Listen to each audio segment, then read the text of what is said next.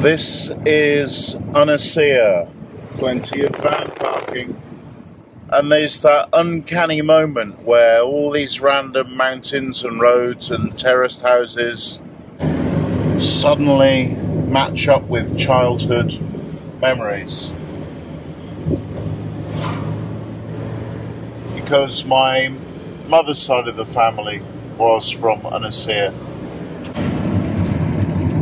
And perhaps if you haven't been here before, this would just look like an ordinary Welsh Valley village, possibly with a history of mining.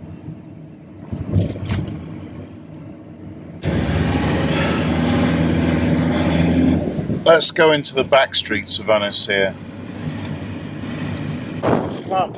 There's the church where my late parents got married. So that's the street where my maternal aunties and uncles, and indeed my mother, grew up. And that's where she got married.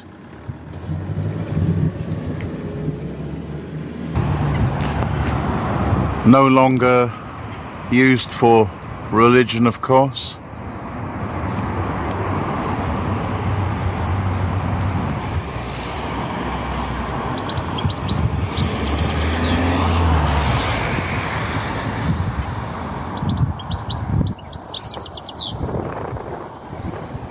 And this bridge here brings back memories of my great uncle Glyn. He was a very wise man, Glyn was. I used to enjoy going for walks with him, and he was one of these very patient people, you know, who could thoughtfully answer any question. Really admired him. He was one of the first to go. He had all kinds of health issues, and he was the one that never went down the mines or smoked. I remember when I used to go visit them in the 70s, every single door was unlocked, all the cars had their keys in, there were no drug problems back then. It's quite idyllic. I had another great uncle called Danny. They all lived in the same house, of course, at 2 Up, 2 Down mining terrace. And he wasn't a miner, so he went to fight in the war. And I remember him when he was in his 70s. He was still doing 50 push-ups a day, and he could jump clean over a 5-foot wall, which he'd actually built in his backyard just for that purpose.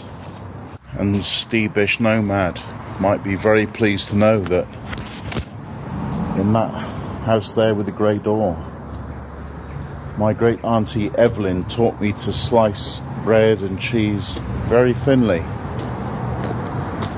Great skill, among others. Wow. I haven't been here for, well, since the last funeral. Must have been 30 odd years ago.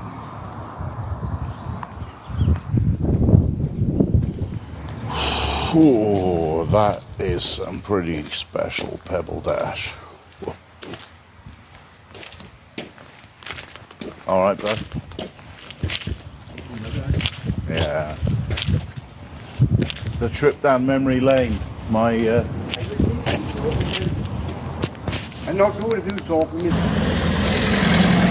Well, that was lovely. One of the locals came out and talked to me about old times. Yeah. Wow, good memories. Okay, Porth next.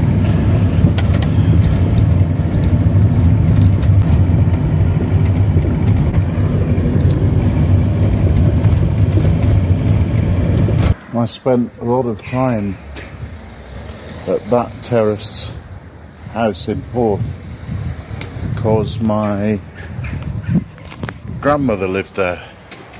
I saw where her brothers and sisters lived in Ynyshir.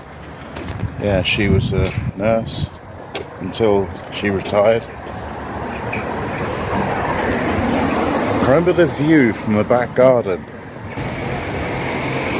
That escarpment there, or is that a cornice? Rhyw Garw is called. An actual overhanging cliff. Beautiful view. I remember playing in the back garden there. Those houses seemed a lot taller back then. It's weird to see a place you've known as a child with your adult eyes. I'm actually ahead of schedule, or is it schedule? Because that way is near Llantrisant, where Ian and I camped out in that forest parking spot, and the other way is Tom Pentre and the Bulk,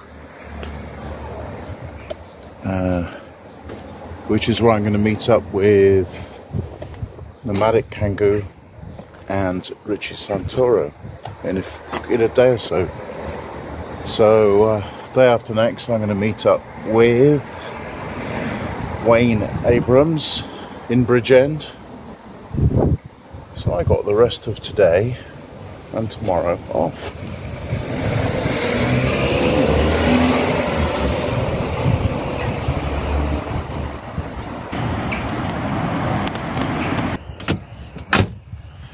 If ever you've looked for good value vans on Auto Trader, I imagine a lot of you watching would have.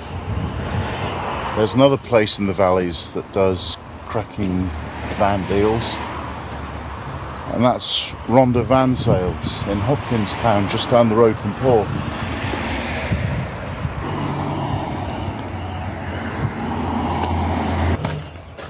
Let's see if I can have a look around these vans. This is brilliant. 2017 Peugeot Partner, short wheelbase, so the new version of mine. Can't see the mileage, it's electronic.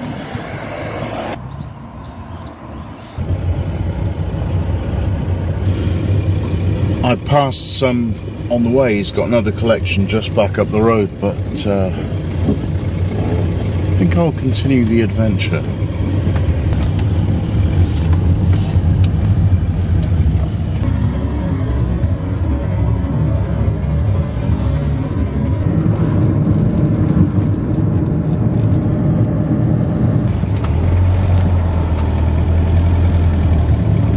Let's go up the west side of the Rhondda, Tonipandi.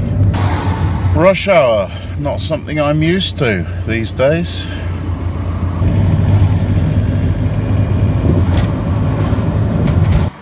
And now it's time for an extremely interesting regular segment on this channel, which is, what does my instrument cluster say? Well, it's overheating, and that's because the radiator fan does not switch on. It says stop and engine fault because I still haven't sorted out the EGR, and mysteriously there's a constant voltage going towards the fuel pump. I have driven all the way from Oxfordshire and done a week in South Wales on 3/4 of a tank, travelling a total of 353.2 miles. Because the handbrake is on, that's because the battery is not charging because I've stopped but turned the keys on, and that's just a test light to reassure me that the oil sender is working. The upshot of that being that I have to pull over and let the engine cool down until the rush hour is over. And that gives me time to tick off another strange item on my bucket list, even stranger than the very imperative need to take the mickey out of Merthyr Tydfil shopping centre, and that is to see if I can get on top of that aforementioned escarpment that I used to look at from my grandmother's house as a kid. I believe it's called Rhondda Valley.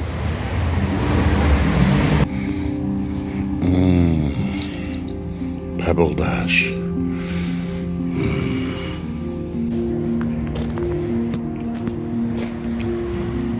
And by the way, how green is my valley?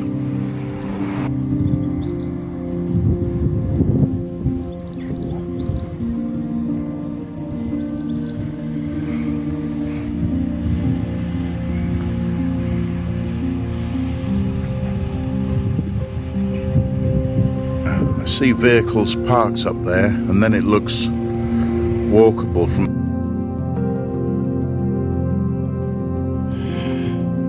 There it is, my next Quixotic goal.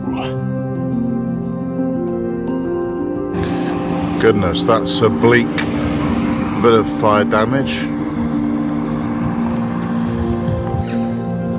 Yeah, not happy about that tyre squash.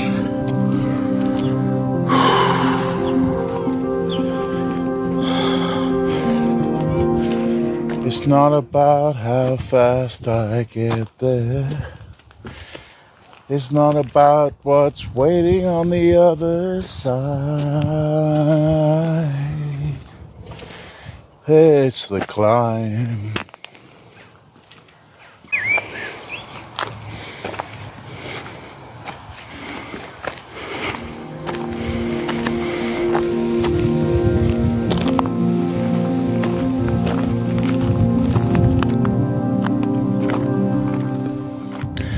There's Porth, and that's where we were, looking up at the road. And there's my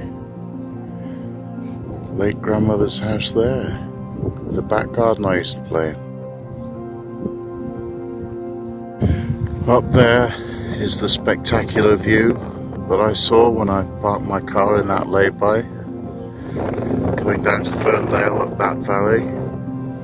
Porth is at the meeting of the two Rhondda Valleys there. Ynyshir there, of course, which we went to, and then up this one is Tonypandy, Ustrad and Penrhys. You can see so far from up here. There's the disused colliery in Hopkinsville we passed.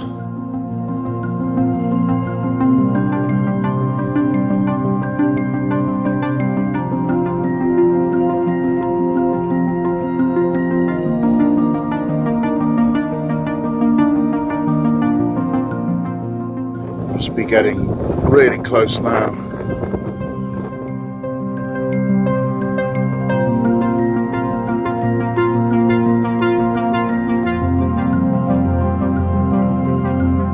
And there it is.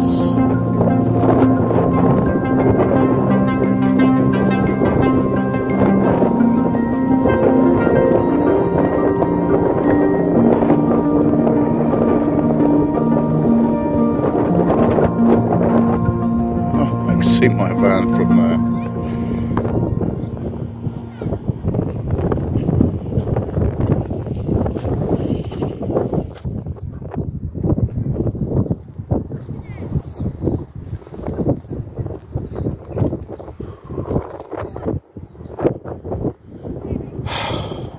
Bucket list ticked. See you in the next episode, folks. Shotgun.